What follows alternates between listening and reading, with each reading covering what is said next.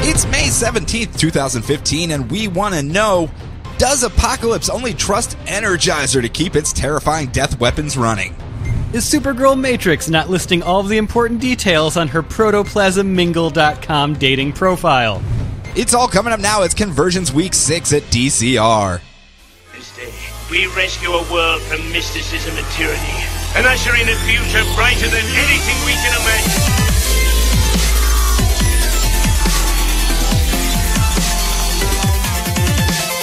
Look! Up in the sky! It's a bird! It's a plane!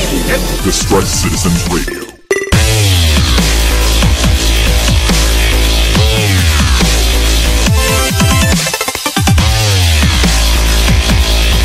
Hey everybody, and welcome back to another episode of the DCR. I, of course, remain your host, Sean Lamont, comic book reader extraordinaire, and joining me, the man, the myth, the legend, Mr. Brian Glind. Hello, sir. And the myth and the legend? Well, you know, I had to pump it up a little bit there. The guy that's sitting in the room with me, Brian Glind. Scratch my head. It doesn't really have that much of a potent sting to it. I suppose, yeah. Yeah, you know, most people are just kind of like, that's cool, there's a guy in the room with you. Well, that will be interesting. All right, load up the false bravado then. But what we are going to do here today is what we have done every single time you have listened to this episode. If you haven't listened to any man, of how them, many times have they listened to this episode already? we're over 100 now, wow, so man. I don't know. You mean this podcast? Is that what you mean? Well, yeah. Or are you just assuming that people are just going to listen to this one over and over again? Particular episode, because it's so good. It's going to be just gravitating towards your ears, and you just can't help but listen to it once more. It's going to be like Hawkman. You just can't help but listen to Hawkman. But as you guys know, we do cover spoilers, and this week we're going to be talking about Convergence. We're in week 6 of the 8-week event that's going on, so if this is your first episode of DCR, you might want to fall back 5 and kind of pick it up from there if you want to make any sense of what we're going to be talking about here. If you do forge ahead, though, you might want to check your little internet map, because it will tell you, here there be spoilers. Yar.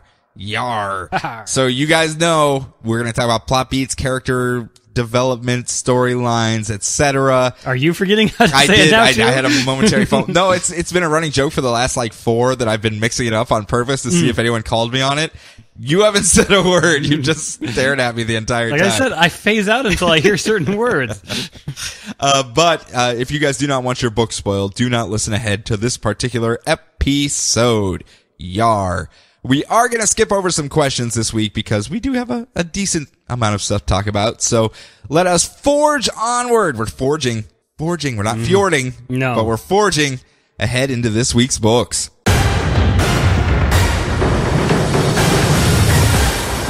All right, I am starting off with Convergence number 6. That's right. I've got the mothership this week. What's up with this? What I get the good issue? Yeah, well, I wasn't gonna say the good issue, but obviously yours has a lot more stuff going on in it than the last couple. Yep. I got Warlord and friends dying. Yep. You get everyone in the multiverse coming together. You got the Savage Land issues, and I got the cool finish. That's all.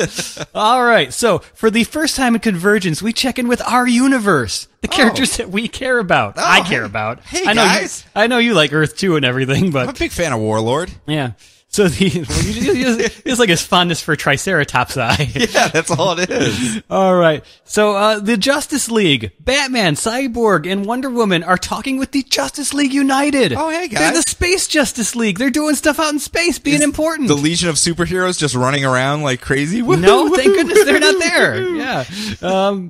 But yeah, they found a gigantic planet trying to force its way into their universe, and Supergirl sees the Oracle, just sort of stand there. Oh, the giant rock Oracle? The gigantic rock Oracle. Not a giant Barbara Gordon in a wheelchair. No.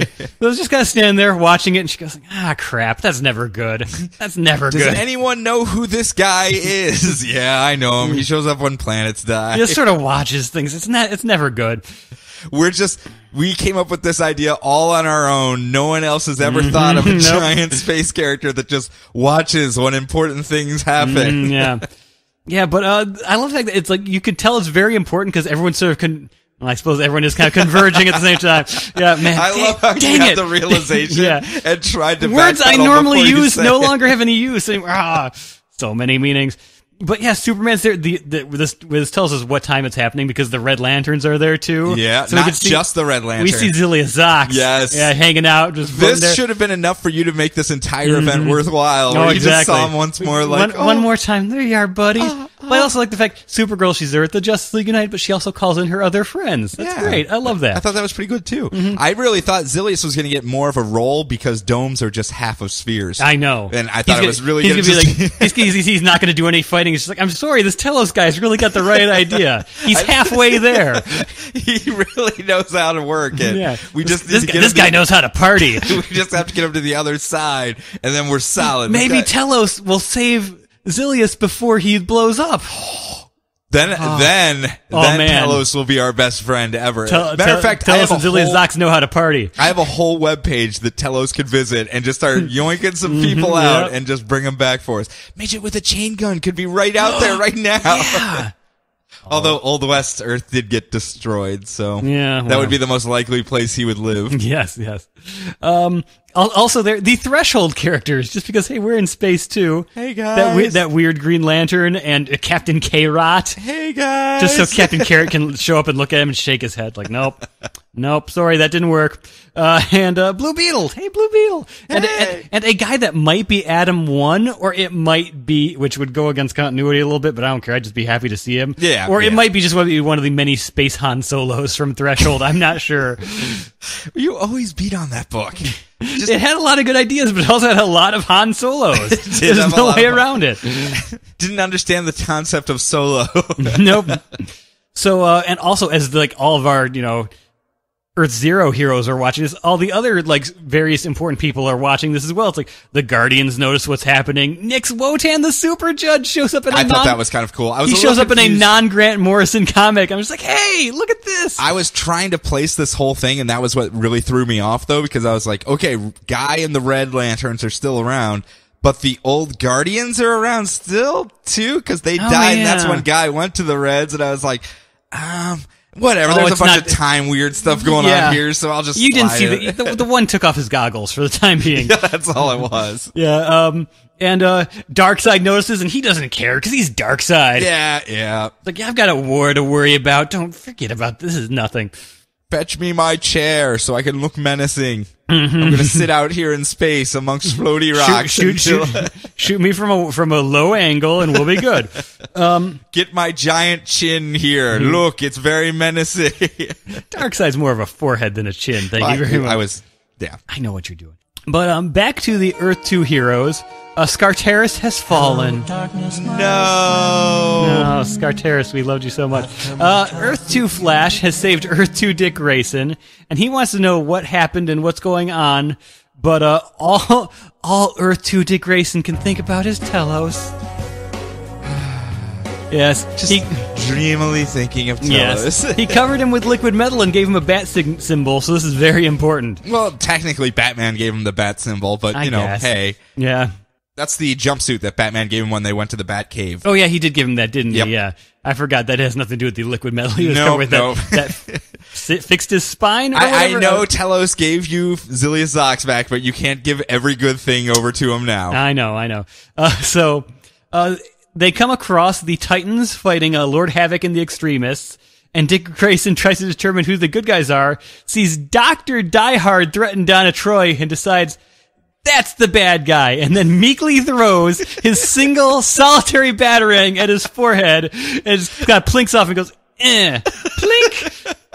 Dick Grayson, everybody. Number 2, coming in to save the day. Yep. Luckily, Underpants Superman and Wally West Flash and Stephanie Brown Batgirl show up from last week's round of books and join the fight and scare off the extremists. Woo! I did kind of like how they did that, where we had all of the endings of the books last week, and then this week's main book, they all kind of formed back in line. Yeah, it was nice. Earth 2 Flash starts running around the planet to round up more troops for the good guys and finds the Metropolis Kid. And he calls him Superboy just for my own benefit. Yes. Don't call me a Superboy. Yep. And pre-crisis Barry Allen Flash is just kind of fun. It's a lot of fun. He keeps running into them, though. There's a glutton of Flashes, it seems, in this book. When crap goes down, the Flash has got to step up. That's just true. How it is. That's how Multiversity ended. Let's get all the Flashes to run real fast. Yep. And Dick Grayson goes off And he's like, I need somewhere to feel important. I need to have an important conversation. So he finds some druids. Wait, did he awkwardly pick up his one batarang before he left? Awkwardly picked up his one batarang. Good. He's like, armed and dangerous then. In this multiversal world, are there some druids around? Yes. Hey, druids, can you build me a couple henges? We can build you a couple henges. Don't you worry, Dick Grayson. Nice. So he's got his henges all in a circle so he can say, hey, Telos. And luckily, Telos shows up. Does he run back and tell him that Timmy's in the well? Yes, he does as well. So, Telos, please, Telos, join our fight. You mean so much to me. I lost my wife, my family, but I found you. You're super awesome, Telos. Aww. You have the power to save everyone. He says, yes, if I figure out my name, I will make sure everyone will find their home. Everyone is important, Dick Grayson. You have taught me this. It's like, Telos. Thank goodness. So, meanwhile, all of the good guys from DC Comics history have joined up together to attack Deimos. We finished the Savage Land portion of the crossover. Let's do this thing. And we do get Deimos' actual plan. He wants to get everyone together in the same place so he can literally kill them all in one. He's very efficient. That's his weakness. Efficiency. Yeah. So Deimos goes, oh yes, well what about my evil characters of DC history? And he's got the Crime Syndicate and the Extremists and the Kingdom Come Darkest Timeline including characters. Owl on his head, Owlman. Owl on his head, Owlman. Standing in yes. the background like, look at me and be afraid. Yes, he's got Pralines and Dick Captain Marvel who loves to beat up Superman. And a random Deathstroke, because of course Deathstroke is there. I mean, you would figure there's a couple of them lying around. And it is all, and he's like, all right, if you kill all these good heroes, I will give you this world, and then probably kill you too, but shh. Yes. So yeah, business picked up in Convergence. a little bit. I got Warlord on the back of a Triceratops, which is awesome in its own right. Not going to complain. You get every character in the DCU fighting. Every character in DCU history fighting. Yes. I'm feeling like I got the short end of the stick there. Well, you'll get next week when everyone's punching each other. That's right. Yeah, and you won't get it. No. I'm going to let you borrow my copy. No, I actually quite enjoyed this one. It almost made me wish that the pacing was a little bit quicker in the first 5 and we got to this point as far as our showdowns. Yeah. This would have made a much better staging thing where we got to this in issue 2 and then it's the side issues are them pitting off against each other or whatever instead of the odd mishmash of rules of, well, there's champions that are picked, but sometimes people just run over to the other cities and fight anyway because they're not champions and you could win, but you have to kill them, but unless the story says you don't have to, and then you don't have to kill them. It would have fit a little bit better, I think, myself, but I don't think that's what the tie-ins are for. I think that's more of a farewell issues for a lot of people. Yeah. So I guess I'm kind of contradicting myself. I guess it's kind of better if they did have here's a loose framework for the first half, go tell your stories, and then we'll tie it all up at the end. So, I don't know. Which would you have preferred? Obviously, from just the main core Convergence book, I would have preferred it the issue 2, we get to this point. A little bit faster, or maybe even just an issue or 2 earlier even would have helped. Yeah. Speed up the Scarteris stuff. Maybe a little less. We were only there for like 2 issues. Yeah, but that's still probably 1 issue too many. I mean, that's not me trying to be, just, and also, I also would have maybe like some different focal characters, or maybe several different focal characters that can all come together as opposed to just the Earth 2 characters. I know. You have a very small palette of characters to choose from in all of time and space of DC Comics. So you really want to focus on those Earth 2 characters. Yeah. They're doing so well. They're supporting all those books. Save the day. Yeah. Plink. Plink. I did laugh pretty hard at that panel though, where it's just his facial expression where he's all like, yeah! It's like, you brought nothing to the table, Dick Grayson. Nothing. But that's it. Yeah. Obviously, huge pickup. You would agree. Oh, yeah. Yeah. And hopefully we'll stick a landing at least in the last 2 here and we'll get something out of this. And if you've been poo-pooing Convergence so far, check this one out. It'll probably change your mind. Yeah, it's definitely a different change of pace. Much, much different. So, I'm going to start us off with tie-in books though, because we have another 10 tie-in books of all the little kind of focus in on specific characters or times or cities or domes or whatever you want to call it. And the first one we're going to do is Convergence Green Lantern Parallax number 2. And where we had left off last month, We are dealing with 0 Hour with Hal Jordan when he was possessed by Parallax, and was very destructive. Very, very destructive. And after the dome fell, Kyle Rayner was chosen to be the champion, and he was supposed to fight off against Electropolis, which is Lord Volt and Lady Quark. Thank you. I couldn't remember the Lord's name. I couldn't remember if he was Volt or not. But that's theirs. That's their little city. Yeah. Didn't really get much play in even the past. It's kind of a really DL type city, and that's the one he has to fight.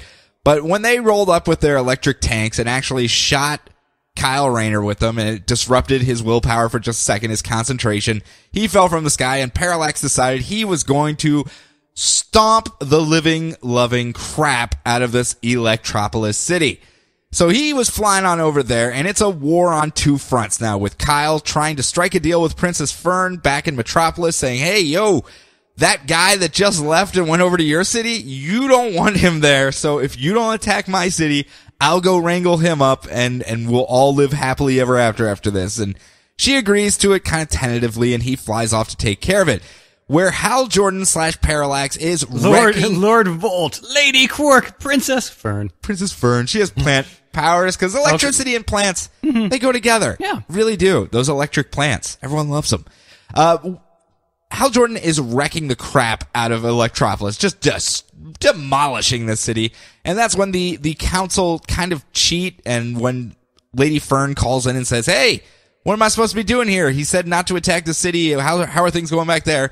The general jumps on the horn and goes, oh my God, it's anarchy. You've got to destroy their city while you can. Oh, we're all going to die if you don't. So, of course, Princess Fern decides to go raze Metropolis to the ground. Kyle eventually breaks through to Hal Jordan and is like, yo, dude, we just spent a year talking about how you regret being a murderous psychopath. You get the powers back for like 5 minutes and you're burning a city to the ground. Have we stopped to think about this at all? Just maybe run it through your brain. Weren't you sad because the city got burned to the ground? Yes. Maybe we should just stop the city raising. What do you say? What do you say? And Hal Jordan actually stops for a minute and it's like, yeah, well, unfortunately, if I don't do that, they're going to destroy our city. You heard the rules over the loudspeaker. If both cities don't fight, then, it's all Principal Telos made it very clear. Yeah, he'll burn down both cities. And Kyle goes, yeah, but I'm the champion here. I'm the one that's supposed to be doing this. And I don't agree with these methods whatsoever. I could never do this like you. And Hal Jordan, in his moment of weakness, is like, you know what? You're right. I don't want this blood on your hands, and builds like a little green rocket ship construct around him and goes, see you back in Metropolis, buddy, and launches him on back to Metropolis and continues to burn Electropolis to the ground. Kyle, though, lands in Metropolis to see Princess Fern attacking it, and he's like, are you kidding me? I almost said different word there. And he runs over to her and he's like, lady, we just had an agreement. I'm trying to save your city. I can't save both. If you're going to do this, I'm not going to save your city, and I'm going to protect Metropolis. And she, of course, continues the offensive, and he goes, blah, blah, blue, and starts blasting them all away. And that's when all of a sudden the loudspeaker goes off. I'm not sure who's saying it right now at this point in the story, but it goes off and says, Electropolis has been destroyed. Princess Fern loses. Flawless victory, Kyle Rayner. Babality. Babality. Goo goo gaga. But they get teleported back, and I'm assuming Electropolis is no more. Hello, darkness, my old friend. Another city falls. Another one. We're running out of cities here. Yeah. We're running out of cities. But yeah, it's a bittersweet victory with Kyle kind of sitting there like, well, I guess we won. And he's trying to find Hal Jordan with his ring, but it's just saying there is no Hal Jordan out there anymore. And he's like, you're right. It's only Parallax now. Sigh.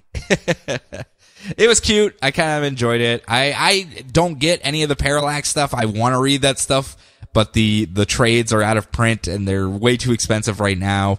Yeah. And I just can't justify it with the digital yet and blah, blah. Because I'm not really a digital type guy. I have the bookshelf over here. And so I've been trying to get the physicals. So I do want to go back and read it. This is a nice little taster platter for me of kind of how that was. But I don't know if that's exactly how it was back in the day. But it was interesting, I have to admit. So I will end up someday, DC Comics will reprint those Someday, DC Comics will reprint those. I got the Death of Superman stuff that's wildly incongruous to some of that, but they're actually going back and redoing a bunch of stuff. They just did Cataclysm and some of the surrounding books around that. They're re-releasing all those. So interesting. Yeah, so they'll get to it. I'm not afraid. I'm not worried. It's just I saw the brick that was the DC 1 million trade. I'm like, oh, that's everything. Oh, that's everything. I was like, oh, well then. I'll finish that around DC 1 million. Wait for a sale on that one. Loosen collar. So what do you got coming up next? I have got Convergence Supergirl Matrix number 2. I didn't really care for this one. Oh, really? Yeah. I mean, it was really you suddenly became a like 19-year-old on the internet and said, Supergirl Matrix dough. Yes. In your text to me. So the protoplasmic Supergirl Matrix is trying to get Ambush Bug to join up with her and young Australian clone Lex Luthor so they can teleport their city back to their reality. But Ambush Bug just thinks she's trying to hook up with him. Well, actually, trying to steal his dental imprints or something. Well, I don't quite get where that's coming from. But here's the thing: he's very flattered, and he might even be able to get over the fact that she smells like a dentist's office because she smells a little bit like the spackle from a dentist's office because on account of the protoplasm. Okay, you know? Gotcha. Yeah. So, and she's just like, wait, what? What do you think is going on? And so then Lady Quark shows up. Supergirl is super offended by Ambush Bug, and Ambush Bug just goes whoop, whoop, whoop, whoop, and teleports away. So then Ambush Bug starts popping all over the cities across Telos, bragging about how Supergirl totally wants him. Yeah. And everyone's very impressed. He's like, but it is the one that kind of smells like spackle. And it's like, oh, that one. Everyone's known that well, one, if you know what I mean. Mm-hmm. I guess it's still kind of cool, for you, Ambush Bug. And so Supergirl's chasing him across the planet, and Lady Quark is still in hot pursuit, and Ambush Bug pulls out the script at one point, and someone asks Lady Quark if she's a little old to be dressing like that. Not just someone, a specific someone asked that. Was that Matter Eater Lad? That was Matter Eater Lad when they went to the Legion world with the Legion reject crew. Yes, specifically shout outs to Matter Eater Lad and Arm Fall Off Boy. Yep. Our boy. Yep. the unofficial mascot of the DCR podcast. Like the fake Spider-Man from the Extremist Earth tries to hook up with her as well, but then she catches him trying to smell. It's like, he told you I smell like spackles. Oh my God, like that son of a... Wait a second. Supergirl, I need to ask you a question. Oh my gosh, that jerk. Although he does appreciate her magnificent hair, which I hope is just a comment on the artwork and wasn't in the script originally. I hope so too, honestly. Yeah. Eventually, they go through Future's End and it's super dystopic. And then they hit the super kid-friendly Funny Comics Earth with Casey the Cop and Sugar and Spike, and it's getting destroyed by zombies. Uh-oh. Casey the Cop, no. Very Austin Powers though. With all the zombies shambling towards him, he's just had his hand out like, no! And they're like, dude, you could just walk away. And he's they're like, just no! kind of shambling. It's like, yes. We can literally just eat a sandwich and then leave and they still won't get here. No! Yeah, so they wind up back at Supergirl City. Lady Quark just wants to fight. Ambush Bug wants nothing to do with anything. And young Australian clone Lex Luthor yells out of his window, "You preposterous, parsimonious, pointillistic purse full of protoplasm, haven't you finished your task yet?" So Lady Quark goes, "Hey, if you just want a minute." And then she's like, "Yeah." Supergirl's, yeah. And then off panel, she just beats the ever-loving crap out of young Australian clone Lex Luthor. She comes back covered in his blood. Yes. Lady Quark's is like, all right, shall we continue? She says, yeah. And then, so they just continue beating each other up, having their convergence fight. And Ambush Bug looks at them fighting each other and he goes, okay, that's it. And he just sort of plods off and pops away. My work is done. The end. Amazing. Perfect. Mwah. The internet, I wish I had written down who it explicitly had said it, was calling it Convergence Keith Giffen. Yes, pretty much. This is just pretty much Keith Giffen, just Keith Giffening all over Convergence. Yep. And it was glorious. Yes. Oh, yes. If there are any, it's just great. If there's any copies laying around your comic shop, just go get both of them. It's That's all you need. standout, just fun one. Yes, it's just so much wacky fun. Yeah, and it's got meta commentary, and they're goofing around with some stuff. Great artwork. It's just so much fun. But it's not up its own rear with its meta commentary. No, not it's at all. Literally just having a good time. Just taking the piss out of everything. I It's have to write 2 issues? Okay, I can do that. Let's just have a laugh with this. I got Australian Lex Luthor? Sure, why not? No, it was quite fun. I can't speak highly enough of it. I highly recommend taking a peek, at the very least. Take a peek. I know Supergirl Matrix, you look at it and you're kind of like, what's that even? What's a Supergirl Matrix? Just enjoy it. Yes. Let it wash over you. Next up, Convergence, Purple Catwoman number 2. I added the purple in there, but you get the gist. It's the 0 Hour Catwoman who is wearing the purple costume. And where we had left off, she had just run across Kingdom Come Batman in his full, robo suit armor that he has with exoskeleton. The wings. Yeah. And, what she was doing before this Batman showed up was trying to rescue one of her friends from Bruno Mannheim and Inner Gang. Bruno Ugly Mannheim. I kind of figured you were going to do that. That had taken one of her friends captive, and she was trying to break her out. And that's when they run across Kingdom Come Batman, and they don't trust each other whatsoever. This Batman's kind of like, the Catwoman I know is a thief and a liar and a robber, and she's just going, and the Batman I know always has a plan, so I'm just gonna hang around you until this whole thing's over, until you get us out of here. Sound good? Good. Let's do that.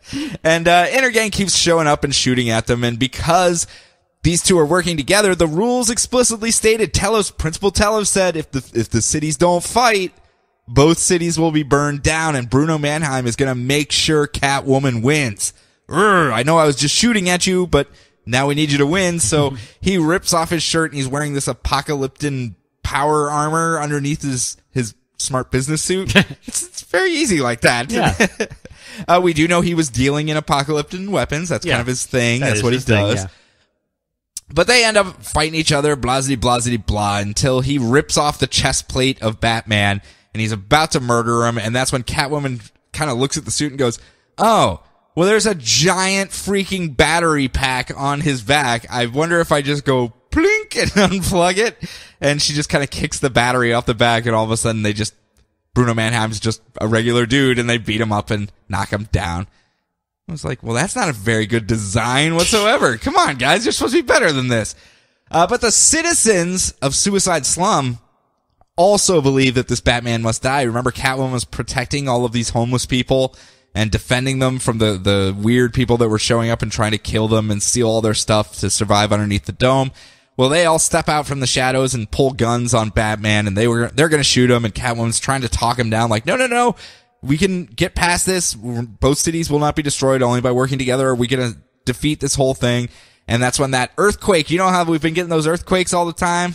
Well, this one actually ties into the story. Oh, wow. The earthquake hits. Yeah, there are earthquakes in the other books, too. Yeah, I mean, we mentioned it last week. I figure everyone's going to realize there's an earthquake mentioned in every single one of these books, just at least for a panel.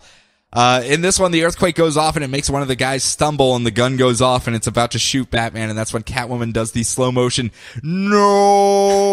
diving in front of the bullet and takes the shot herself. And as she lays dying in future Batman's arms, she's like, "You're Batman. I know you can save us all. You're the best around. No one's ever gonna take you down." And that's it. She dies there, passing off the duty to Kingdom Come Batman. And this Kingdom Come Batman's like, well, I'll give it a shot at the very least. Yeah. It's very anticlimactic. I think he just goes, well, I'll try. And does the shifty eyes and just sort of like, okay. Just draws her to the ground, and we're going to go get a new suit of armor here. I'll be right back, everyone. It was neat. I'm not the best arbiter or judge of Catwoman, at least the older style Catwoman stuff. Yeah, I have no idea if that's what she would have done. I would have thought it was more of a modern thing where she was protective of Batman. Yeah, because, I mean, I'm not sure what Catwoman was like back then. I know the big selling point of Catwoman at that time was the artwork. Okay. This is the same guy that now does Tarot, Witch of the Black Rose. Okay, gotcha. And it was one of those books that I sort of thought, even if I try this, I'm going to feel weird having it around the house with my parents around. So, I'm going to have the talk, and that's going to be weird. Yeah. And Red Robin's going to show up and try to explain things to me. It's gonna be even more awkward. Yeah, it's just going to be worse then. Yeah, I mean, I obviously, that's why I'm not trying to jump on her or anything like that. It was, for what it was as a story, knowing Catwoman now, it fit perfectly and worked out fine. The post-Darwin Cook Catwoman, that sounds more like what it is, but So, I mean, modern day, it sounds like it works. And I know the last issue of this, everyone was saying, wow, it's so 90s. It's just so 90s. And I was like, okay, well, maybe that is how she was then. Yeah. I don't know. Maybe I'll have to. I suppose if she's going to carry her own book, she's got to have some good qualities to her, so. Yeah, well, not just stealing from everyone and backstabbing them. And that's the Lobo boy. Yeah. All right, next up. Moving on. Convergence, Superboy. Convergence, don't call me Superboy, There you number go. 2. Holy crap, we're almost through the first half. I know, right? Man. So, the Metropolis Kid, he's fighting the Kingdom Come Superman in a Convergence battle, and also, Kingdom Come Flash and Kingdom Come Red Robin. What was Kingdom Come's Flash thing? Like, he can't stop? He can't stop, Yeah, he's just constantly in motion? Mm-hmm. Gotcha. Yeah. And he tries to save his city, and you've got the whole young versus old thing going on. And since he's still young, he's not being super safe with everything. And there's a lot of points where, like, the Flash and Superman have to save bystanders thanks to the collateral damage that he's causing. I thought that was a great setup for the story, especially after reading Kingdom Come and what Superman there just had to go through. Thinks about the youngins, you know, the youths. They're youths out there. And so after Kingdom Come Superman gets distracted by Lois Lane and she gets hurt as well, he tries to reason with Superboy, and Double X shows up as like a gigantic floaty head, and he says, Superboy, look at your wrist. And he looks at his wristband. It says, WWSD. Oh, what would Superman do? Oh, I thought this was what would Sting do. Yeah. He would just play a really boring song right now. Hey-o, hey-o, hey-o. And no wonder no one likes me. I always do what Sting would do right now. And so after realizing that the current Superman has more experience, and the only way he can get closer to Telos is to take the win, he lets Kingdom Come Superman punch him out, and as he lays there, passed out, and Kingdom Come gets the win in this column, Kingdom Come Superman says, you know what? Maybe you can call yourself Superman. Maybe I won't. As he's passed out and can't hear him. He's like bleeding from his ears, and he's just like twitching. Yeah. But man, our heroes are not doing very good this week, are they? Oh, mine just died. Yours is twitching on the ground. Jeez, guys. Jeez. But, I got to say, this issue. Maybe there was a little bit last issue, and I didn't really notice it, or it was just more prevalent this issue. Carl Moline is really aping Mike Wieringo here, and I just really appreciated that. Okay, you're saying names to me, though. Yes, Neither one of those mean well, anything to me. the artist who's doing this issue, he's got a lot of visual riffs on Mike Wieringo's style of the time. He was one of the bigger artists of the time, and I think he had a little bit to do with Superboy. I'm not sure how much. Okay. I know he at least did the amalgam Superboy, but Spider Boy. But yeah, I don't know. He was one of my favorite artists, so it was just nice seeing the like gigantic Mike Wieringo eyes and eyebrows and stuff showing up somewhere else. I appreciated it. I noticed what you were doing, Carl Moline. Do you see where the benefit of this little event is? Mm-hmm. Where stuff like that can live again, even for an issue where you can just go, man, that's cool. I remember that. And then you fish out your old stuff that you were like, I haven't read this in years. Yeah. That's what I'm assuming they're going for, at least. Just playing to that nostalgia bone and having you jump on it and maybe go back and read some old stuff. Hey, here I am trying to read some Parallax stuff. Yeah. I've been trying to do that for a couple of years now, but still, I really still want to read it. Yeah. But yeah, I again, the themes in this particular one were pitch perfect as far as a very rebellious Superboy who's trying to forge his own path and take on the mantle of Superman even though he's not ready, and then a Kingdom Come Superman that's just like, them youths. Yeah. Them youths. So I thought that was a perfect pairing of characters if you're going to do that, at least between two different settings. And it looked like it worked out. Yeah. Not for Superboy, but it worked out nonetheless. And again, this is another issue where like reading them both together probably worked out more. Usually, it seems like some of them were a little bit more front heavy. This one was back heavy. Yeah. So getting them, putting them together would be a nice pairing. Fair enough. With a fine wine. Oh, nice. Maybe a cheese. Maybe a 2008. Some Cabernet Sauvignon. Yeah. So what do you have coming up for the second half of the show, Brian? We got Justice League International, Green Arrow, and Aquaman. And wait, Aquaman? Does he have a hook for a hand? long hair. And long hair? Hook for a hand. Oh, my goodness. Aquaman. And he's going to make us start... He's going to get very Slayer on us, too, on top of it. Definitely goes... Black honestly, metal. I was going to take this Black one metal Aquaman. I told you, Aquaman's going to be huge in Sweden. Swedish. Swedish fish, man. Swedish fish. Swedish Everyone fish, all about yes. it. Taller than a tree, not a bumblebee. My second half is Convergence Suicide Squad number 2, Convergence : Superman : Man of Steel number 2, and Convergence : Batman : Shadow of the Bat number 2. So hold on a couple seconds. We're going to take a quick intermission, and when we come back, we will go through those books. Invincible.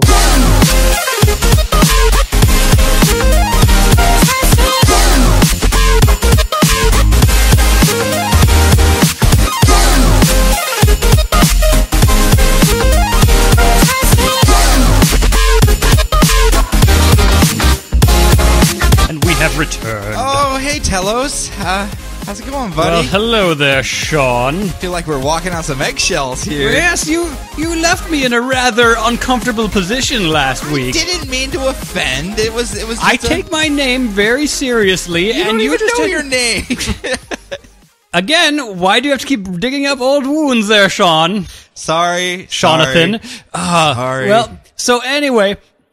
You made me so uncomfortable last week, and now DCR Podcast is going to have to pay. Oh, no. Yes, they're going to have to pay. You will be converging now. Oh. Prepare for your convergence battles. You and Brian, who I really have no issues with, but I've decided if I will do you, I will do him as well. That's awkward. Yes, so Brian will be getting ironic punishment, my favorite kind. Okay. You know how Grant Morrison wrote himself into his stories and then he became a DC Comics character because of it? Yes, he died in Suicide Squad. Yes, well, Brian is going to have to fight Grant Morrison as the writer, and he's not going to know what to do. It'll be a real mind freak, Sean. Oh, man. Having to face his hero like that, he won't know what he's doing. Is it going to be Suicide Squad Grant Morrison that can't figure out the next plot beat and just dies? Because that'd be a pretty easy fight. No, he will have his quantum keyboard. This is before he died. Oh, okay. Yes. A dead Grant Morrison's pretty easy to fight. That's all I'm saying. Yeah. Well, yes. Well, what about me? Who do I have to fight? I was hoping to give you a mind freak as well by having you fight Chris Angel, but then I realized he was from the same Earth as you. Well, yeah, but... Yeah, so that's not really in the Convergence spirit. Okay, fair enough. I have decided you will be facing Zack Snyder, DC Cinematic Universe Superman. Man of Steel So Superman? we will see how you feel about his views on innocent lives and killing when he's snapping your neck. Well, when is this gonna happen? Well, I don't know, in like a week or two. You've been reading my books. I like to give people warning. I'm still a fair guy. Okay, well, I'm not a monster. Anyway, have fun contemplating your own doom. Tell us away. Man, I'm gonna die, apparently? Hey, Sean, what's going on? Hey, by the way, you have a death match against Grant Morrison. Grant Morrison, no. Yeah, Telos apparently was very offended with you from last week. He told me that right to my face. Man, what did I say? Oh, man. I don't know, something about his name. Touchy subject. Just Man, FYI, geez. don't bring it up. Okay. God, I didn't even get to ask him any of the questions I wanted to this week. I hate ironic punishments. He thought you might. Yeah. Let's get back on track. We have books to cover. Well, I think I'm starting us off, actually. You are, actually. I showed up late. I'm so bad at this. So, Convergence, Justice League International number 2. Justice League International is facing the Kingdom Come Justice League. It's a big fight until Ted Kord Blue Beetle winds up separated from the fight with the Kingdom Come Blue Beetle, who is just an older version of himself. Oh, is it really? Also Ted Kord Blue Beetle, yeah. Okay. Yeah, so they... Isn't he supposed to be all grizzled and mean? Because no, I don't think so. Come? Even though I think he just got older and he's still a doofus. He just got fancier, beetle armor and stuff. That's all. Fair enough. I think Ted Kord served like one of the incorruptibles, So they joke around and fight some Telos robots who won't let them stop Convergence fighting. And older Beetle gets crushed underneath a rock. Our Blue Beetle helps him get out from under it, takes him back to the fight, and while they were off joking and japing around, the Kingdom Come Justice League has just trounced the JLI. Just wiped the floor with them, yeah. I mean, no one saw that one coming. The much more powerful and experienced Justice League versus the goofy JLI League. The C-list also ran Justice League. Yes. Sorry, guys. Love you, but... Don't know how this ending came about. Mm-hmm. So they go back home. So we chalk up another one with our main title characters losing their battle. Yep. So they go back home to lick their wounds and wait for Telos to murder them all or whatever. And he sees that Booster Gold has managed to pop into his room and leave him a bucket of water on the door gag and a big birthday surprise because while all this crap was happening, it was Ted Kord's birthday. Aww. BFFs. Which explained why when he was fighting future Ted Kord, they were both like, hey, you know what today is? Yep. Woo. And then they were just trading jokes and punchlines with each other so they could take them back home and annoy their respective teams with. I don't know. Yep. So it was really Convergence Blue Beetle. Yeah. And less Convergence JLI. Yeah. Because the JLI were there for a page. They were there. It's like, okay, we're going to set up our action figures on either side, and we're going to have the fight, and then Blue Beetle can go off and have his actual story, and that'll be that. Is that good for you, or is that just it picked up on the second half? Yeah, I know the first half you were kind of like, First half was like, okay, here's the JLI. It's like, oh, now you have a Convergence battle. Uh-oh, we're going to have a Convergence battle. And then the second one was just jokey Blue Beetle stuff. Mm-hmm. And then birthday parties that he was the only one that attended. Yes. Not quite. Ted the best Kord. birthday party. Yeah, Ted Kord. Woo! You identify with him. No one came to your birthday party. Love Ted Kord. Don't get too attached to him, though. No. So next up, I have... Actually, you know what? Did you steal my... You did, didn't you? No, you didn't. Okay, no. I'm Convergence Suicide Squad number 2. What do you think I did? My notes were all jacked up and JLI was deleted, so it looked like I was supposed to come back from break, and I was confused. All right. It's like, you cheating little bugger.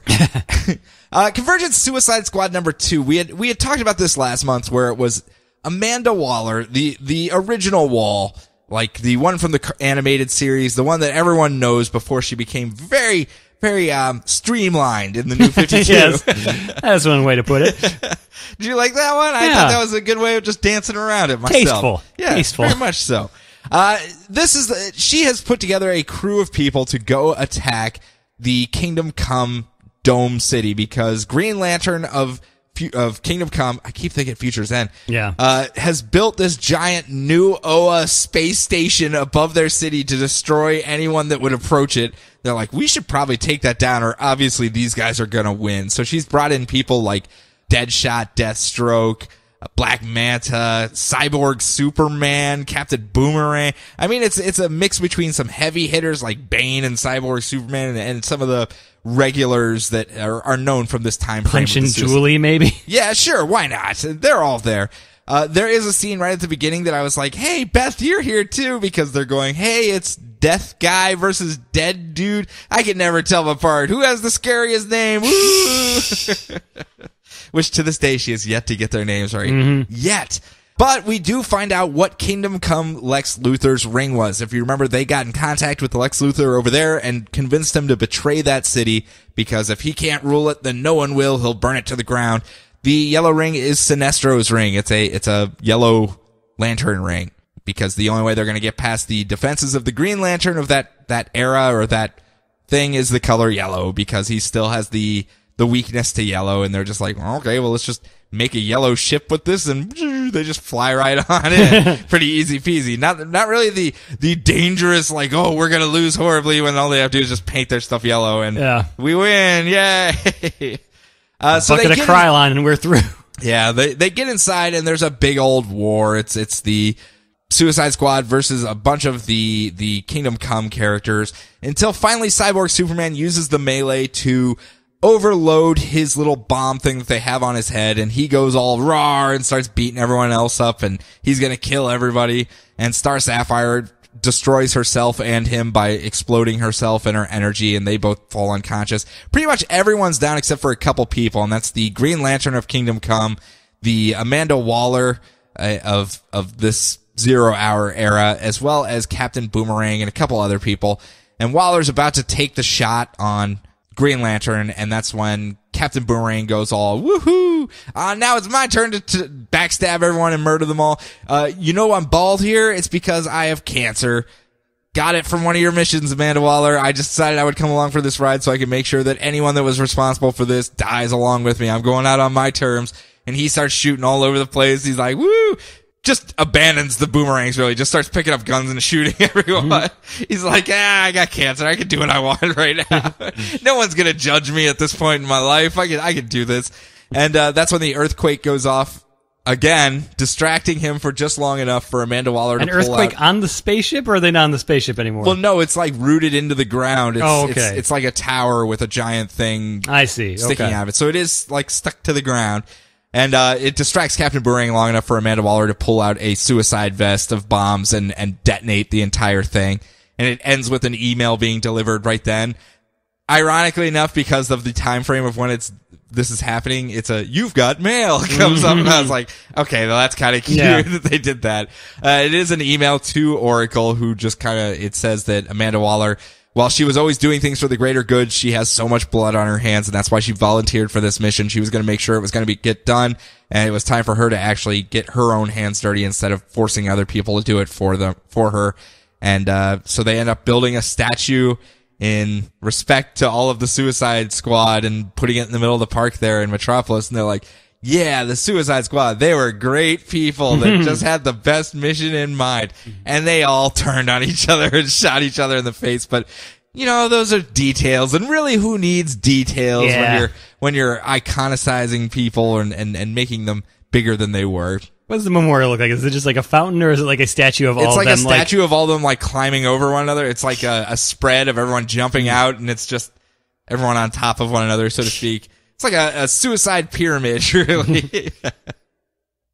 Again, it's more of the Suicide Squad. Do you remember how every single time we cover Suicide Squad, what I want, where it should just be inter-team betrayal, and ordering dinner for the evening should just leave at least 2 people dead in the Suicide Squad, where someone put pineapple, probably King Shark, let's be honest here, put pineapple on the pizza and people have to die because of it. I mean, that's what I want out of my Suicide Squad book, and that's what I got out of this. So if that's the way it was, preferably at least one of them dying because they were allergic to pineapple and not knowing it's on there. Just for the irony of it. Where they all actually peaceably work out their disagreements, and then someone takes a bite and drops dead. They're like, why would you do that? King Shark gets away scot-free, mind you. King Shark is the one who will never die in my book. Just flush down a toilet. Flush down a toilet. Poor King Shark. So moving on. Again, I absolutely adore that style of Suicide Squad book, so this one was A-okay in my book. So, Convergence Green Arrow number 2. So, Green Arrow Oliver Queen and his son Green Arrow Connor Hawke are meeting each other for the first time, and they're forced to fight the Kingdom Come Black Canary and their daughter, Kingdom Come Black Canary. 2. Yes, Olivia Queen. So they have a convergence fight, and thanks to the dirty pool that is young Black Canary's artificial canary cry that paralyzes muscles for a few minutes, it's like she just goes caw, and then older Black Canary's just like, "Hey, Telos, they're down." Okay, that's good enough for me. Let me just take a. Yep, it looks like they're on the ground. So they go. So Man, you sound a lot like Telos. Has anyone ever told you that? Really, I didn't know that. Yeah. So Kingdom Come is just wiping the floor with 0 Hour DC Universe. Which is has anyone in Kingdom Come lost yet? To be fair, this is actually kind of fitting considering what Kingdom Come did to regular continuity back in the day. Fair enough. It sort of took over everything. So hey, technically Suicide Squad won. They took down Green Lantern. Question mark. I mean, they're still winning. They're still winning completed their mission. Woo! Yeah. So Oliver and Connor, they have some father-son time together before their universe collapses and Telos murders them, I guess. Love that downtime. Telos, so timely. I do like how all of the books that lost this week, they just have some sort of downtime like, yep, we're going to die any minute now. I guess freeze all the other cities get like instantaneous murder. But our guys like, you can hang out for a little. You guys enjoy a cup of coffee. You can hang out for a bit. Yes. I'm dealing with Demos, and Dick Grayson wants to tell me something real quick. And I have to fold some laundry. I've got only so many metallic purple tunics. I am a planet. My laundry is very big. Yes. Very hard to hang my laundry on the clothespins when it's planet size. Yes. Wow, that was a little bit of a divergence, I guess we should say. Yeah. Next up, I have Convergence, Superman, Man of Steel, number 2. Superman's not in this one. He's not even there. This is all about Steel. We're talking Shack Attack here. Steel, the man, the myth, the legend, John Henry Irons in his steel suit. I guess. Yeah. He's like got a robotic suit that he has built. And it did not do him much good last issue because he went up against Gen 13 and they were going to kill one of his niece. And he did just like Catwoman, the slow motion, diving in front of it, ended up getting blasted and has like 3rd-degree burns all over his body and his spine's fractured. And he's Very laying badly there. burned. Yes, I'm very badly burned. And while he's laying there, they're talking to Professor Hamilton and both the niece and nephew. What are their names? Jem. That's an interesting name. I was trying to remember the other one. Natasha. That's the one I should know. So it's Jem and Natasha. They decide, well, he's been trying to protect us this whole time, but we were actually pretty good in our robot suits. We built robot hair, for God's sakes. He has to shave his head. We built robot hair. Yep. I think we're advanced beyond him. Mm-hmm. We're going to go out there and save the city in his stead and protect him this time. And they go flying off, and that's just when Steel comes back to consciousness, and he goes, Professor Hamilton, I need you to make the most 90s solution to this problem possible. You have infected Alley Cat with a techno-organic virus. You need to inject that techno-organic virus into me. And that's what he does. He injects it in there, and he gets like a bio-metal that covers him at that point. Not liquid, bio-metal, and he can control it with his thoughts and manipulate it into shapes and weapons and stuff like that, and that's what he's going to do. But a lot of spotty welding done on this one, though. It doesn't quite look like it fits right, and he'll grow into it, I'm sure. But while he's getting used to this whole new thing, both Jem and Natasha are going to face off against Gen 13, and they're holding off their own. They are holding their own against them. It helped a lot that Parasite was there and sucked out half of their powers. So they're really kind of like 10% of Gen 13. And they're fending them off. But even... Like Gen 2? Yeah, Gen 2-ish. Gen 5? Yeah, well, even with that little bit of power, they're able to eventually capture them, and they're about to strike them down. And that's when Steel does the slow motion, again, and dives in front of it. But this time, techno-organic virus, and it protects him. And he ends up just kind of embarrassing all of Gen 13 and then goes, okay, guys, we've had our fun. Let's stop all the fighting, you silly kids. What say we team up and take this fight against Telos? And they're like, okay, we can do that. How would we do that? And he goes, well, first we make our intentions known. And then he just looks at the sky and he's like, we're not going to do this anymore, Telos. You hear that? We're going to come for you sometime. Yeah. Once you're done with your laundry. And then Telos' response is he just teleports away Gen 13, and I guess Steel and crew won? I don't know exactly how that was, if that was a win or if that was just kind of a, okay, well, I thought he murdered both cities when they wouldn't fight each other. Well, laundry, again. Yeah. He's got stuff to do. Yeah. He's got to run to the bank, and once he gets back from there, let's not rush the guy. Okay. Let's not rush the guy. But yeah, I'm assuming they were getting too buddy, and they go whoop, whoop, whoop, whoop, and just kind of splits them up, and then he'll annihilate them shortly. Yes. Just, later. Again, it's another one of those earthquakes that just kind of passes through, and they go, well, the battle's over, but the real war is just beginning. To be continued with Steel and Friends. Big thing of note, though, because he was this techno-organic virus, and I have a feeling this is a setting the groundwork for something that will come up in the future, was derived from pulling the technology out of the dome and distilling it and injecting it. Steel is now saying that when he was injected with it, he understands who Telos is, what the end game of this whole thing is, and how to stop it all from happening. So I have a feeling he'll pop up later on in the main Convergence book and be like, hey guys, I have a techno-organic virus. I can solve our problems. He's from the 90s, isn't he? Yeah. Yeah. Oh, he brought Gen 13 with him? Oh, jeez. Just wheeling the Mountain Dew, guys. We're going to have to figure this out. Where's the guy that holds everyone's boobs? Bring him in here. Rough job for the DC guy. Boob hands, man, I tell ya.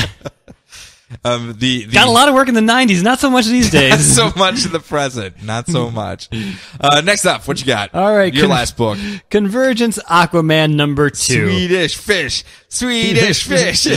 So, Deathblow from the Wildstorm San Diego is just murdering the crap out of everyone in Star Labs because he's gunning for Aquaman because he's going to be the easiest of people to fight in the Convergence battle. It is. I mean, when you look in the paper and you run down the stats, you'd be like, okay, he talks to fish. He's got a hook hand. I'll watch this Super Friends reel. Oh, he just talks to fish. LOL. He goes voo voo voo on occasion. Yep. Okay, Vibe at least did stuff with his voo voo voo. Yeah, exactly.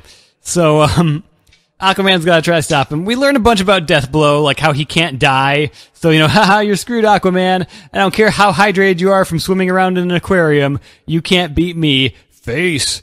So Deathblow tries to outsmart Aquaman by taking him to a server room in Star Labs and, pumping him full of lead in the heat so he can't recover. But Aquaman... Also, it was a contingency plan of the people that he was allied with as well, where they had the just in case Aquaman goes bonkers crazy, because he did just kind of march in and take over the aquarium. They're like, I don't know if he's all there. So they had their contingency plan with all the heaters and everything to drain him of all of his power, and that's what he turns on. So Aquaman can't recover, but his scientist friend reminds him that the human body is mostly water, and since Deathblow can't die... ... So Aquaman uses his hook hand to puncture Deathblow in the jugular and rehydrate himself by covering himself in Deathblow's blood and knocking him out just long enough to make Telos happy. And he drags him back to the surviving scientist, just covered from head to toe in blood. And he's all like, hey guys, I won. And everyone's all, yay, Aquaman. I need a pick hand now to replace my hook so I can go on tour. Yep. It's my most viscerally exciting adventure yet. I want to see Aquaman join Death Clock now. Yeah. Mermaider. Mermaid murder. Mermaider. No, again, this is a dangerous precedence for Aquaman. If they stick with this, and whenever he's in trouble, he just rips out the jugular of whoever he's near him, it's going to be pretty dangerous, I think. People might keep their distance from Aquaman. Just the splash zone alone at SeaWorld for Aquaman. Yep. Very, very, very, a lot of stains. A lot of stains. That's all I'm saying. Yep. Get King Shark for drums. Get Futures End Cal Corcoran because he's into G-MILFs, Oi. So what you think? For it being Aquaman versus Deathblow. That's the weirdest Aquaman story humanly possible. It's like, I guess when you come in contact with Wildstorm, you have to become as Wildstorm as humanly possible. You must become Wildstorm to be able to defeat Wildstorm, I suppose. Well, speaking of that, my last book for this entire episode is Convergence: Batman: Shadow of the Bat #2. And where we had ended, and this is very important, where we had ended was they were having a Too Fast, Too Furious car chase fight on top of trucks and stuff like that, and trying to stop Tobias Whale from stealing all the food supplies of Gotham City. Both Batman and Azrael had teamed up to do this. And then this issue we pick up in San Diego, and Wetworks is hunting down Batman and Azrael. I guess they've led a raid on San Diego. We're to assume they'd kind of poked their heads up at the end of the last issue, but now they're just there, and they're on a grounded aircraft carrier hunting down Batman and Azrael. And as we see, they both Batman and Azrael have a guerrilla warfare where they pick them all off one at a time. You must become the Wildstorm. And through their guerrilla tactics, eventually lead them into a stalemate where Batman holds a thermal grenade over the gas tank of the aircraft carrier and goes, I'll kill us all if you don't stop. And they go, okay, well, we'll stop. What do you want to talk about? Hey, why don't we team up and fight Telos? Okay, well, that sounds like a good idea. And that's what they do. They decide they're going to go fight Telos together. But one person stays behind. One person that you wouldn't believe, because he has been so bloodthirsty and cutthroat. But these people of San Diego have touched him. Are you talking about Wildstorm characters, bloodthirsty and cutthroat? Oh, no, I'm not. I'm talking about Azrael. Oh, okay. He just says, since everyone's leaving San Diego and no one's going to be there to protect it. For all I know, they're members of Wetworks, huh? Yeah, you never know at this point. He's going to stay behind and protect the people because they were helping both Batman and Azrael out as far as to help them elude Wetworks and have their guerrilla warfare. Because Wetworks wasn't really caring about... They're going to fight Grodd? Civilian casualties. So, who's going to fight Grodd? I don't know. They're using guerrilla warfare. Oh, jeez. No. Again, it was just such a weird jump cut, because I reread all of the first issues before I do the second. Mm-hmm. And I was like, okay, let's do this one. And then the second one just completely picked up in a different direction. And I was like, what? Why are we here? How did we were just on the back of a semi-truck. Why are we on an aircraft carrier?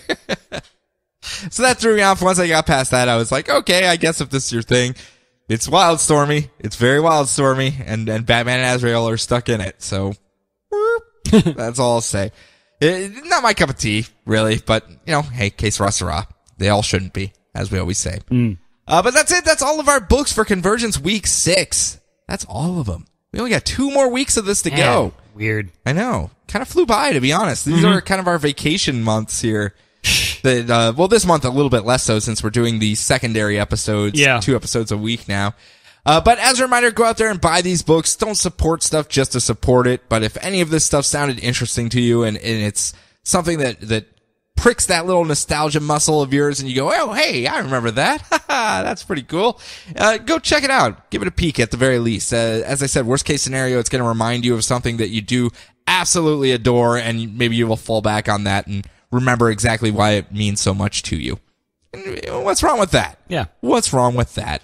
Next week, though, we have week 7 of Convergence. Of course, leading off with the title book, Convergence number 7. We also have Convergence Adventures of Superman, scratch out Superman and write in Supergirl with her headband because that's what she's going to do. Convergence, Geoforce and the Outsiders, number 2, coming up. He's going to have to take on OMAC and all of the weird little monster things that he's bringing with him. Convergence Green Lantern Corps number 2. Isn't that the all of the Green Lanterns running around and Guy Gardner Spores mastered up. I remember that. Yeah. See, that should be pretty fun. Of course, Convergence Hawkman is coming up. Convergence Justice League of America. Convergence New Teen Titans. Convergence Superboy and the Legion of Superheroes. Swamp Thing number 2. The Flash number 2. And last but not least, Convergence Wonder Woman number 2, where we have Joker vampires to deal with. Who's going to deal with all these Joker vampires? You know who? Steve Trevor is, because Steve Trevor's a badass. Yeah. And he's going to save the day. Or probably Wonder Woman, to be honest. Maybe. But Steve Trevor's going to save the day. Yeah. As a reminder, you guys, if you do want to contact us, you can do so very, very easily. Brian, how can they reach us? The internet. Yes, or you can email us at feedback@dcrpodcast.com. We know you guys know how the internet works. We don't need to tell you how. Yeah. Be kind of redundant, we think. So that's it. Brian, do you have anything before we take off for this week? I think I did, but I can't remember it anymore. Well, that's kind of anticlimactic now. I have a whole big subsection here. Give 2 minutes to Brian. Yeah. Because he requested it, and I guess we're just going to shave that off. Here we go. Shave, shave, shave. All gone. Tomorrowland looks awesome. That has nothing to do with this. No, it doesn't. But the trailer is just like a big long action scene. Holy cow, that got me jacked. Yeah? How about Mad Max? You want to see that? God. Hollywood Scott has already given me like 3 melting skulls up, so we'll have to give that one a peek as well. Yeah. So from all of us here, enjoy your books, enjoy your week, enjoy your lives, and we will talk to you next week.